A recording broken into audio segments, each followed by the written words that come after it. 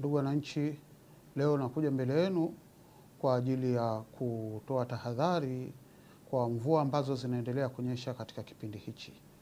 Mvua hizi zimetabiriwa kwamba kuwa kubwa, na kama tunavyoziona, kwa tunatoa tahadhari kwa wananchi ambao wanaishi katika maeneo ya mabondeni, lakini pia wale wananchi ambao wanaishi karibu na maeneo ambayo yana yale mabwawa, yani tuseme kama vile Ziwa Maboga na sehemu nyingine.